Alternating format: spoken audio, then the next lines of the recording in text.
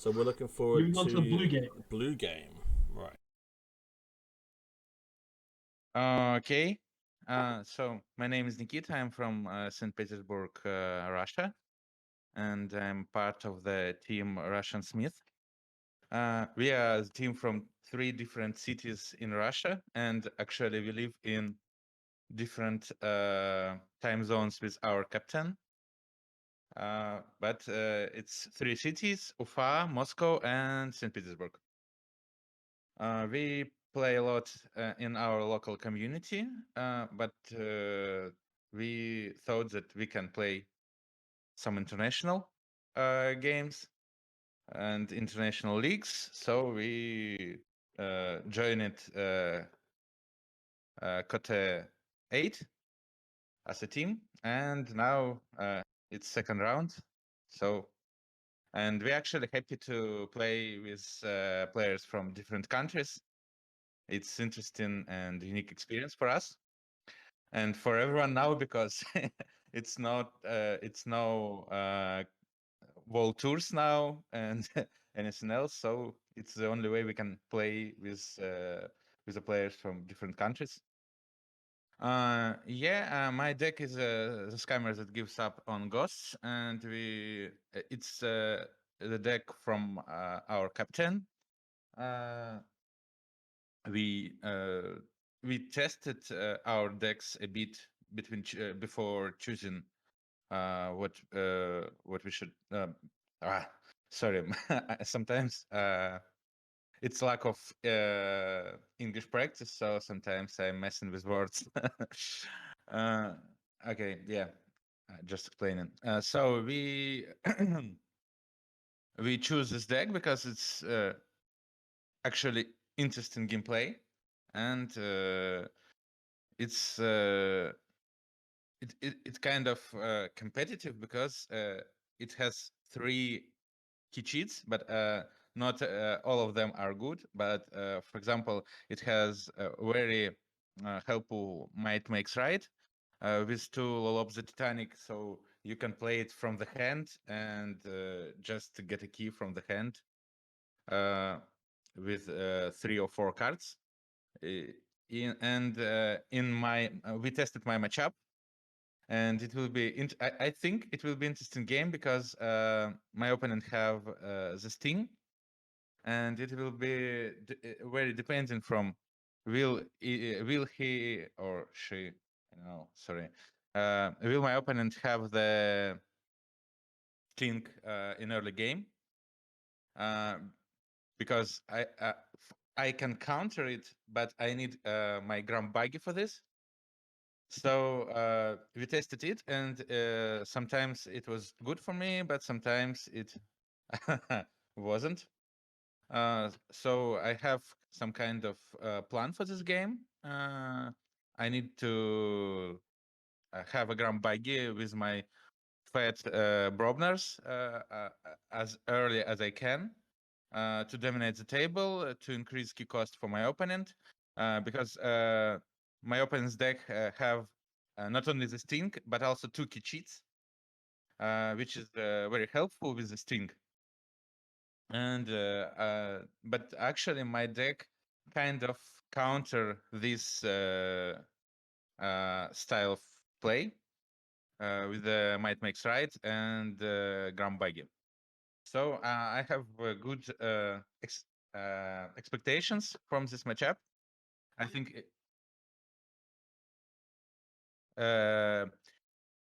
I think it was about 17 to 30 in my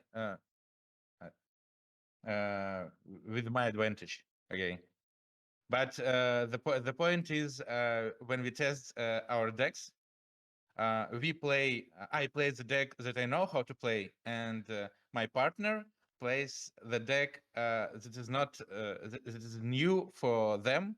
And okay, we can think how and discuss how it should be played. But when you play with your actual opponent,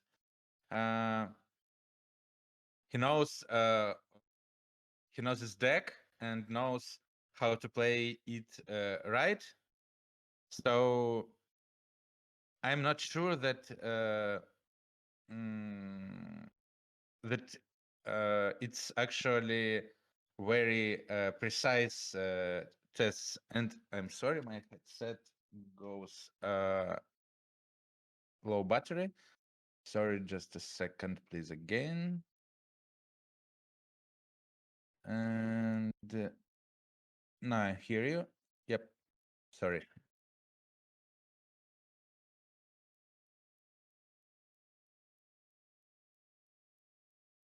Uh, I just wish us the interesting game and good luck as usual. I am very friendly player, I think, because even in competitive game, I like to have this kind of friendly because I think that the most important even in competitive game the most important thing is to have fun and to have a good uh, have a good feelings after the game even if you lose. So it shouldn't be aggressive or something. I think it should be friendly. So I wish my opponent good luck and have a good game. Yeah. Yeah, so my name is Hạnh, and I'm from Vietnam, and I am blues in my team. My team is Viet Niffle, right? Yeah, so I use my deck. My deck is name is Typhoon, Typhoon, blah blah blah. I don't really remember it. Yeah. Uh, No, I want to use this deck to play, but it's the first deck when I play Keyforge. Yeah, it's not so powerful, low SAS, but I always think it's really fun and really cool. So I want to give me a try to try it. Yeah, so that is.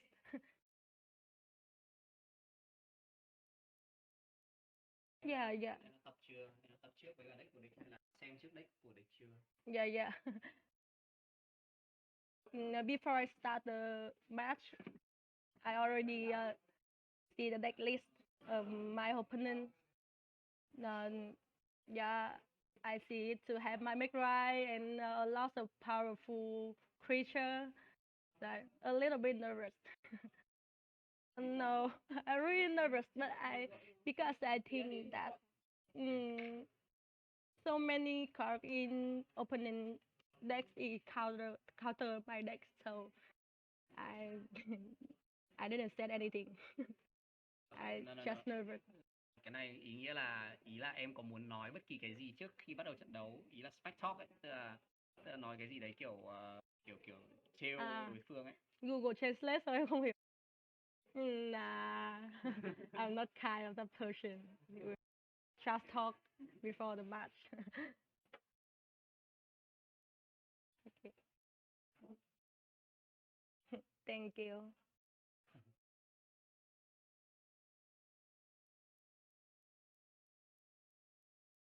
Yeah. Hello again.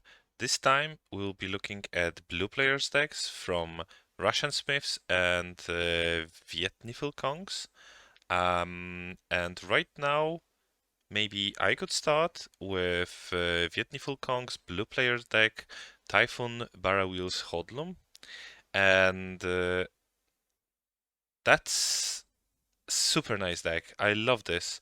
It's a pretty rare archetype with Sting and triple key cheats. So you basically play your Sting and then you collect amber from your opponent when they are forging, and you're instantly making new keys despite the Sting is still on the board. So basically, you're playing in a one key game versus an opponent who has to forge three keys. So that's a pretty nice archetype here.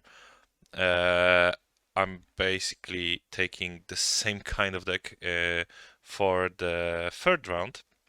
So what actually makes me smile here is this little Teliga and this hunting which and this actually gives you an extra way to generate some amber. So even if the sting doesn't come up, you are still taxing your opponent for playing the game. So you're taxing your opponent for playing new creatures, and even if they get ahead of you with Ember and with the board, you could still play some Phosphorus Stars or Sample Collection. So you are basically playing this game until your Sting comes out, and could take care of your opponent's Ember and forge your new keys with it.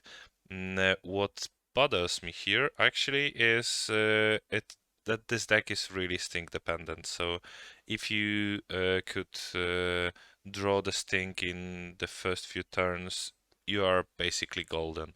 But if you miss the Sting and it's on the bottom of your deck, or if you get the Sting and you miss your key cheats, you are basically screwed here because you have to know how to mitigate all these things. You have to know how to mitigate lack of key cheats and lack of Sting, and this deck could really be hurt by any uh, artifact control. But as you said, Robic, before, not a lot of decks below 62 SAS has some decent Ember control, artifact control, and are worth of playing in the same time.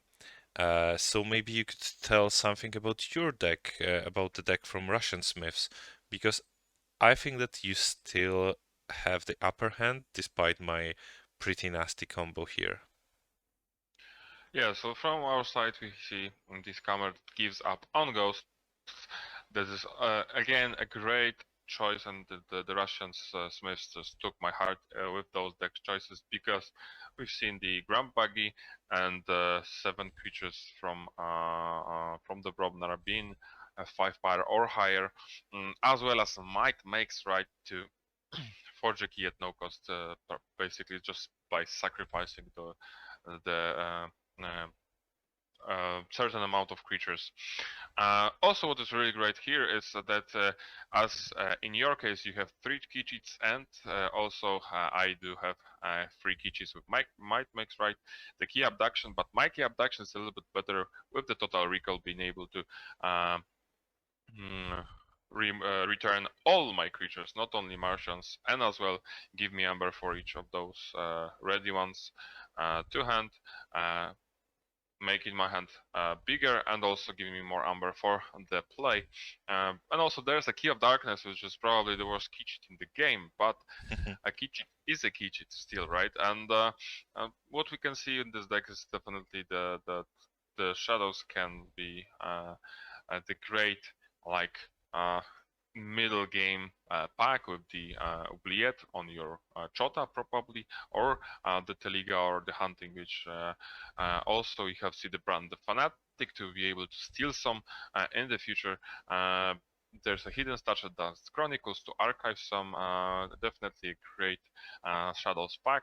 And the Hypnobin can be really good, because I can Hypnobin either the Teliga or Hunting Witch, but also I can Hypnobin the Tonk or the another like Big Twig or Mushroom Man to get your 5-power creature or higher, and make my Grand Buggy even better. It's definitely a skill matchup. I feel like in this case I still will be the Russian believer and give the scammer an edge, but it will be a close edge, because if this thing hits early, it will be a tough game to pilot, because you can definitely win it even if this thing is like from turn 1 with the good Might Makes Right for the second or third key.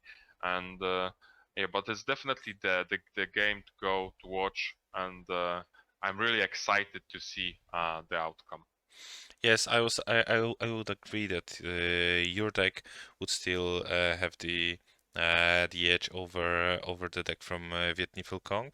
Despite this brilliant combo with Sting and Free Key cheats, you still have some pretty nice counters like Might Makes Right, which forges a key without any cost, like Key Abduction and Total Recall that could just, reduce the cost of the key to some spare change actually. So the Sting would be actually a burden for me, not an asset. But still, even if you could forge one key without paying for its cost, I could still get some amber from you, and I would go with 60-40 with the Russian Smiths deck, as a deck with this edge. Would you agree? Definitely. Okay, so let's watch the game. Right, here we go, Brett. Game number 2. The Viet Cong PSK 797 versus IDG Russian Smiths. Yeah, so if you missed it, that is a 60-40 from Can't Touch This in favour of the Russians at the bottom. And we see there a turn 1 Tilga available to the Vietnam Niffle Kongs, as we saw in the finals and semi-finals of KOTE 7. Turn 1 Tilga is very powerful. Immediately uses a Coward's End to get rid of it. Grunt Buggy, Groke, Walk the Titanic, and just taking care of that board. Immediately making keys cost higher, but we are going to see PSK answering with a Mushroom Man, a Big Twig, and possibly a Chota. That is one of the win conditions, but if you can play it for free. Both players having their key abductions, but not much they can really do there. So that was a Total Recall and key abduction turn, passing over to PSK, who puts Marauder, Mind Warper, key abduction, Marauder, Mind Warper, and pass back. Interesting play from IDD to use the Total Recall, putting the cards back into, putting the Bromnac pieces back into the hand. Plays Miasma, plays Special Delivery, and passes. So Mind Warper not really having any targets to move Amber onto, but keys costing 7 for IDDQ. Imperial Trader shows off the hand. They know they've got Mind Makes Right in hand, so now they know they've got to play a lot more conservative. Plays Nexus, plays Ghostly Hand, plays Loot the Bodies, which is the Shadows card here. And there's the Sting. The Sting has arrived just in time. Sound the horns to get Goggins. Plays Wallop. Gonna see the Goggins, gonna see the Groke. Making PSK's keys cost 9. However, that's not gonna matter because the Sting is gonna come down. Nice uses Special Delivery here to get rid of Nexus, because leaving Nexus around could be an issue. Ring of Invisibility, a card you don't often see used that much, gives the creature skirmish and elusive. Pops it on the Big Twig, there's Sting. Not going to stop the forge, allows IDQ to forge for 8, immediately taking the Amber on the board. And now we see Witch of the Eye, Vigor, Lost in the Woods, Squawker, Mind Warper, and Tunk in hand. Lost in the Woods with a Chota down. Huge. Lost in the Woods with the Chota on the board. But you're leaving up to RNG, and then we see a mid-turn key with Might Makes Right, sacrificing the entire board, so removing any additional key cost from PSK, but getting to that second key with 4 Amber remaining. Doesn't sack the Sting. Basically says to IDDQ, yeah, I'm going to let you keep forging. Uses Squawker to ready Tunk, uses Tunk. Key of Darkness here. Key of Darkness can't do much, but look at this hand now. Hunting Witch, Regrowth, Witch of the Eye, Vigor, Lost in the Woods. Keys cost 9, 5 Amber from IDQ. Sacks the Sting, plays Urchin, and gets to 19. We got the Urchin played? There we go, yeah. Yeah, Urchin was played and draws a key charge. He's got it. He's got 3 keys in a turn.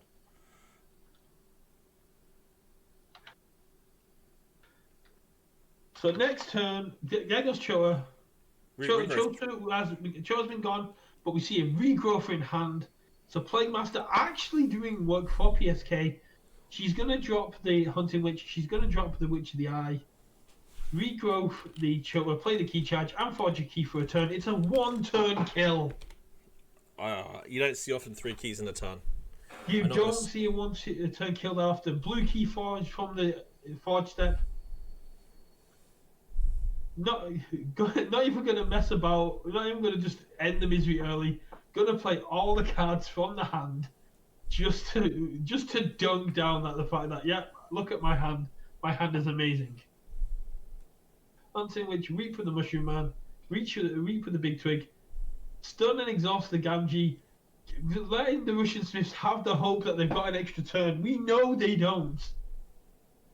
Plays Witch of the Eye, gains 1. Plays Lost in the Woods, put back in Urchin and one of the Untamed creatures, I imagine. Vigor to heal Mushroom Man, getting to 18. Plays Key Charge. There's the red key.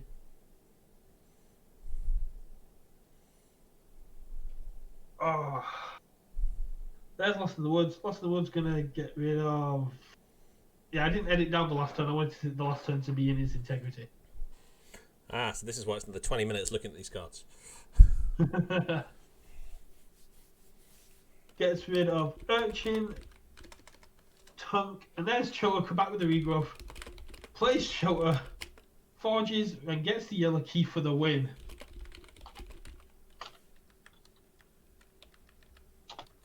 I thought the key for Might Makes Right was going to be the rare occurrence, but the 1-turn kill was just so beautiful.